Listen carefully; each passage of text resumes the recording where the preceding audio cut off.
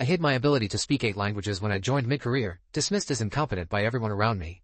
But when a high-stakes deal went south, leaving our beautiful CEO in serious trouble, I stepped up and spoke every language needed to save it. Little did I know, helping her that day would turn my whole career. What do you mean? I was told there would be someone who speaks multiple languages at this meeting, so I made time in my busy schedule for this. What multiple languages? I hadn't heard anything about that. Was there some mistake? This was a crucial business meeting for the company's future, and Mr. Irving was presenting in English. Then, one of the attendees started speaking in Chinese. We certainly hadn't anticipated Chinese. Is that a lie? You'd do anything to set up this meeting, wouldn't you? This is a matter of trust. There had been a misunderstanding. Like Mr. Irving, I was also panicking. I had to say something. I stood up and raised my voice. Please wait. I'll answer. As expected, all eyes in the room turned to me. There was no turning back now. This was the start of the biggest moment of my life. My name is Jason. I'm 23 years old and currently job hunting. The company I joined as a new graduate prioritized profit over employee well-being, and I had to quit because it ruined my health. Raised in a single-parent household, I couldn't afford to go to college and started working right after high school.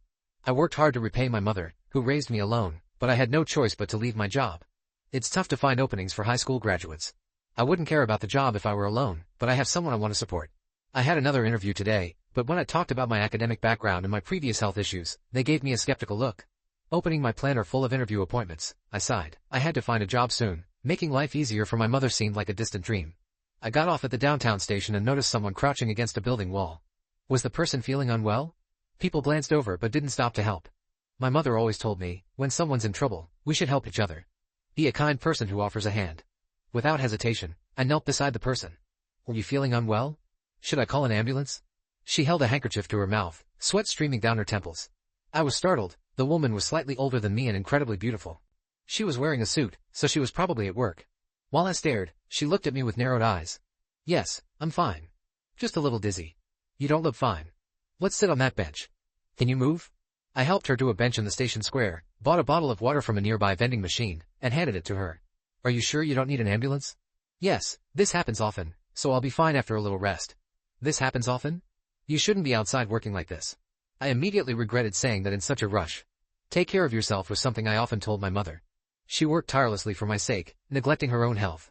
She used to say, I want to make sure you have plenty to eat, even as she frequently became immobilized from overwork and anemia.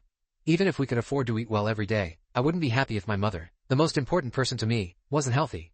That's why I couldn't stand people who push themselves too hard. Well, I guess I can't really talk since I wrecked my own health at my last job. I never expected to be lectured. The woman, looking much better, laughed. I'm sorry for being rude. Rude? You were worried about me, right? Thank you, and for helping me too. No, I'm just glad you're feeling better. At that moment, my recruitment bag, which I had placed carelessly at the foot of the bench, tipped over. The items inside slid out because I hadn't closed it properly after taking out my wallet. Documents scattered at the woman's feet, and she started picking them up with her delicate hands. Oh, I'm sorry for making you pick those up. It's fine. Oh. She seemed to notice something on the documents and turned to me. Are you job hunting? Yes, well. More like I'm looking for a new job. Really?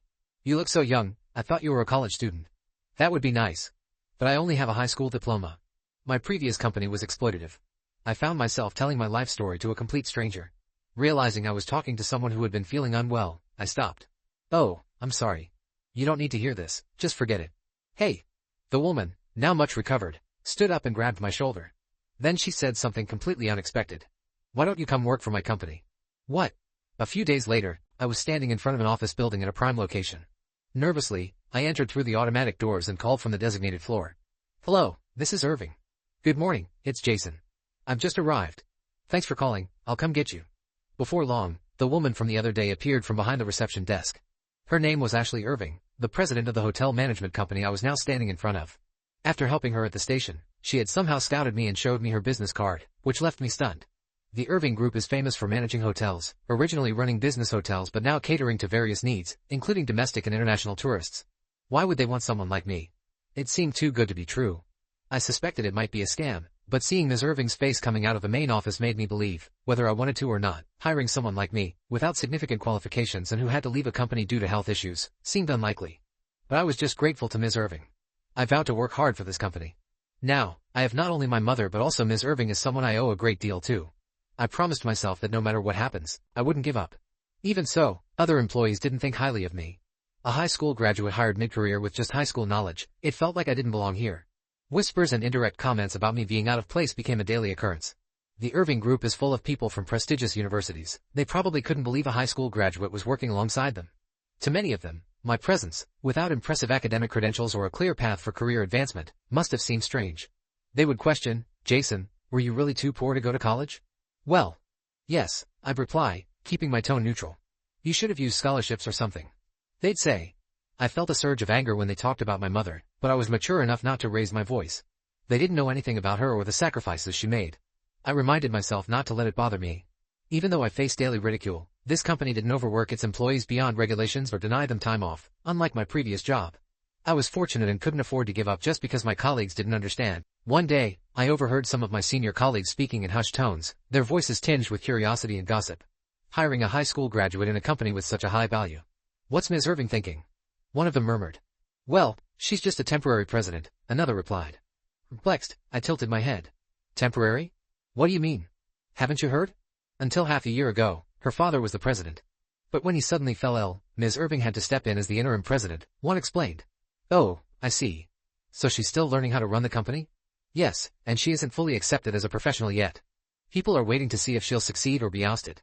That's why she's considered temporary." They laughed heartily among themselves. It saddened me to realize that Ms. Irving hadn't yet built enough trust among the employees to avoid such remarks. It was an emergency situation, after all, that had forced her into the role. I remember the first time I met Ms. Irving. Despite clearly feeling unwell, she had insisted she was fine. Perhaps her current circumstances and the pressure were taking a toll on her health. If it were me, I would have been crushed much earlier. I wished for her to find peace, but it didn't seem likely. I wondered if there was anything I could do to help. "Jason," a voice called, pulling me from my thoughts. I turned to see Ms. Irving approaching me. "How's everything going?" she asked with a warm smile.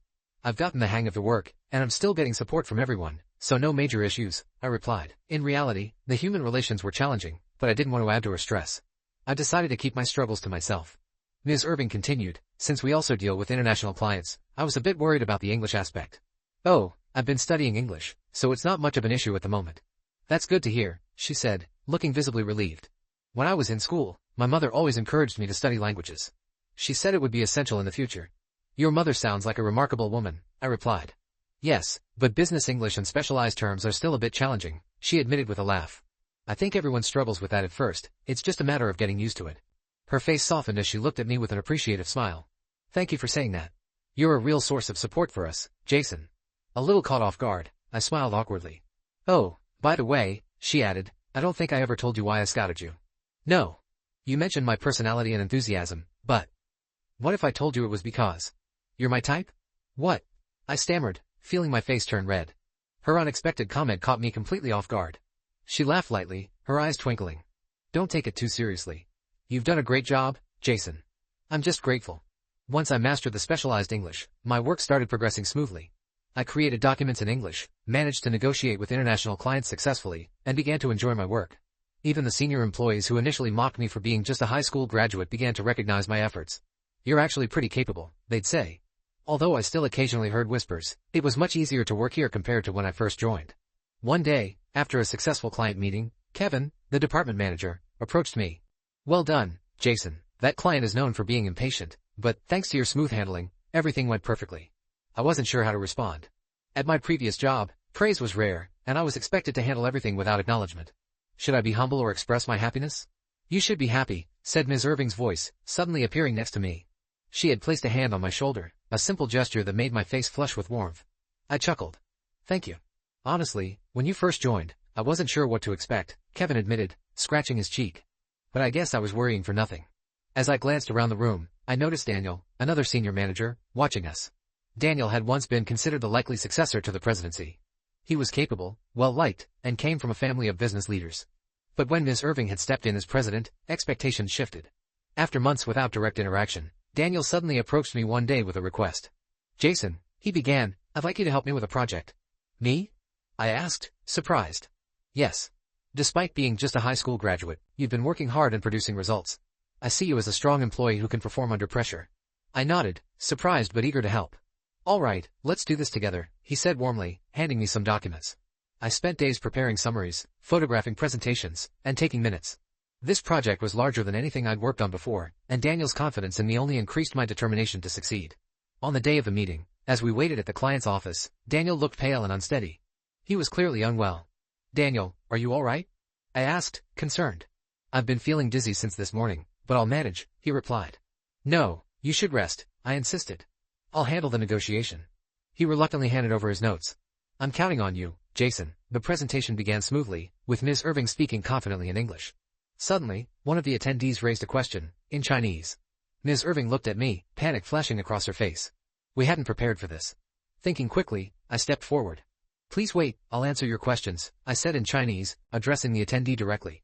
The room was silent as I answered, switching languages seamlessly when another question came up in French. I continued the negotiation, responding to each question in the appropriate language, whether it was English, Chinese, French, or even German. By the end, the clients were visibly impressed, and applause erupted around the room. You are amazing," said Mr. Harris, the client's president. He shook my hand. "So, how many languages can you speak?" "I can hold a conversation in 8 languages." After the meeting, my energy was completely drained, but I felt a deep sense of accomplishment. Daniel, who had been resting nearby, approached me. "Judging by your state, the negotiation didn't go well, did it?" he said with a hint of disappointment. "No. Actually, we succeeded," I replied, realizing he had misunderstood. However, it soon came to light that Daniel had set up the multilingual requirement without informing anyone. He had intended to create a challenge to discredit Ms. Irving, aiming to question her competence. But, thanks to the success of the negotiation, his plan backfired.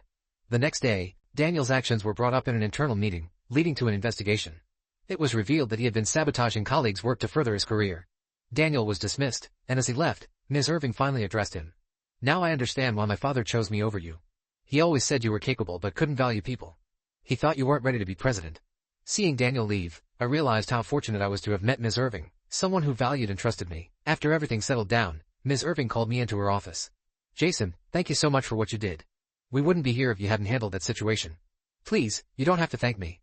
I'm grateful for the opportunity you gave me," I replied earnestly. Ms. Irving hesitated before continuing. "When we first met, I was struggling. I'd been criticized constantly and felt like I had no allies in the world.